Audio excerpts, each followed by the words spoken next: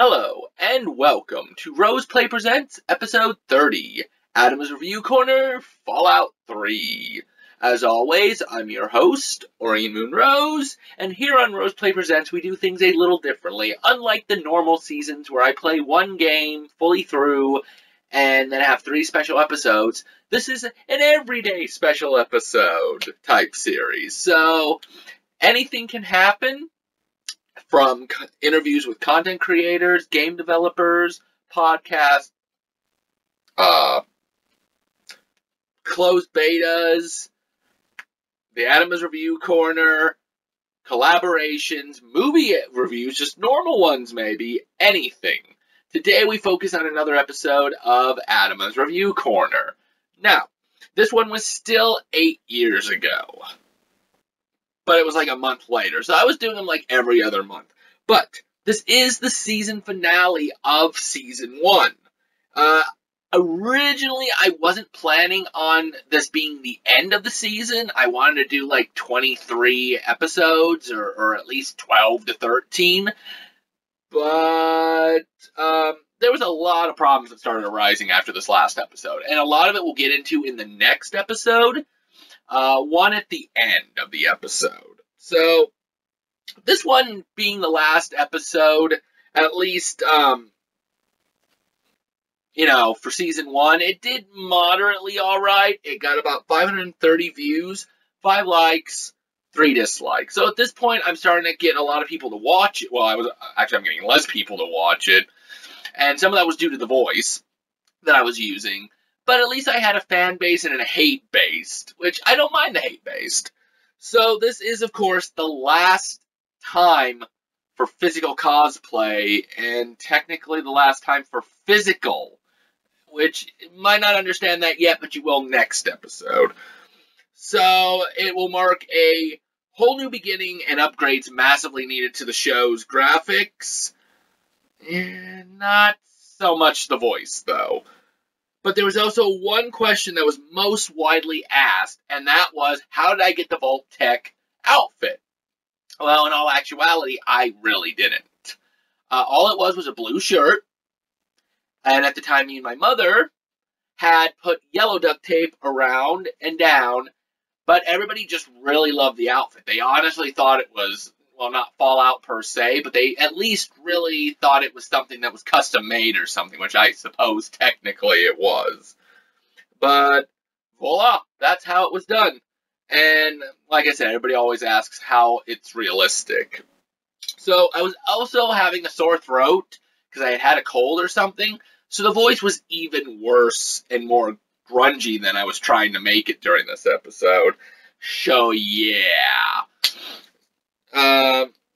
So here it is for your unviewing pleasure and boo worth, the season finale of Atama's Review Corner, Episode 6. Take it away! Hello, and welcome back once again, everyone. This is Episode 6 of Atama's Review Corner. This video game review is done for GameStrata.com, the gaming site that doesn't make the games, but wants to help to make them better. Where do you rank? I'm your host, Atama Darkening. Today, I will be reviewing Fallout 3 for the Xbox 360. Now, let the 200-plus year review begin. The story of the game is about nuclear war's aftermath.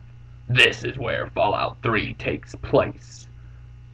269 years from now, in the year 2277, in a post-apocalyptic Washington, D.C., which is now known as the Capital Wasteland. It is a nightmare landscape of roaming raider gangs, freakish super mutants, rotting feral ghouls, and malfunctioning military robots. The main character has been living in a vault his whole 19 years. But when his father decides to leave the vault, it sets in motion events that make the player leave the vault and search the wasteland for answers to why his father left. And instead, he finds himself snagged in a political and scientific tug-of-war that will change the course of the future. Fallout 3 is the continuation of the Fallout series, which its last game in the series was about 10 years ago. It is also now done by a company that many may know. It is Bethesda Studios, who, for those who don't know, did the Elder Scrolls for Oblivion. As the game first starts off with your birth, it then skips through pieces of your character growing up in a vault, all the way to the main character's 19th birthday. This is where the game actually starts you on the player's moral choices up to the end of the game. Like Oblivion, the player can choose between first and third-person perspectives. When the player first reaches the outside world, they will see what is left of the roads, and what houses are still standing are usually boarded up and have been abandoned for many, many years. There is hardly any vegetation left, covering the ground. From time to time, the player will run into pockets of humanity, who, most of the time, the player will either be trying to save or doom that section of life through mini-quests and sometimes even main quests. In my opinion, Fallout 3 has a great combat system in place for those who may not be as good at first-person shooters. They can even enjoy this game. Early within the game, players will receive an arm device known as a Pip-Boy 3000. This technology allows many different things, including how many points to the next level, what's in your inventory, and how much it weighs. It even will show you a local world map for easier navigations and fast travel. The biggest help is the VATS, or the Vault-Tec assisted targeting system. This allows the player to target certain body parts, and gives a percentage of how good the bullet or other projectile will hit. Additionally, the player can chain together attacks. Using this feature is helpful and fun, especially for those that enjoy a lot of blood. As the game progresses, the player can eventually learn an ability that upon death may have the enemy explode into pieces. Unlike their other game, Oblivion, it allows the player to take useless items such as cups, plates, and forks and use them as ammunition. At a certain part of the game, the player can get schematics to create 7 unique weapons. One being the rocket launcher, which allows just about anything useless to be used as ammunition. Karma, which is what you get throughout the game, doing either bad or good things, influence not only how people talk about the player, but it's also a big part of what drives the large number of endings. What is known for sure is that the player's actions will have far-reaching consequences that affect not just the world around, but also the way the game is played. Unlike previous games in the Fallout series, you can't take a completely peaceful approach to solving your quest. In order to complete the game, you will have to get into combat and kill off some enemies. But since the combat system is generally pretty satisfying, this shouldn't be a serious problem for most players. Other than this, Bethesda tried to stay true to the Fallout series as much as they could. So, for those who played the first two and may not think it's good as the other two, may want to still give this one a try. They may just be surprised. Finally, the audio is marvelous, and most of the voice acting is great. Some of the best features to this game is the freedom to explore what you want, when you want. Quests that can be completed in a variety of satisfying ways. Which is great for people who feel like being as evil or as good as they want. A few bad things about this game is that after a while the characters can start to feel a bit blah.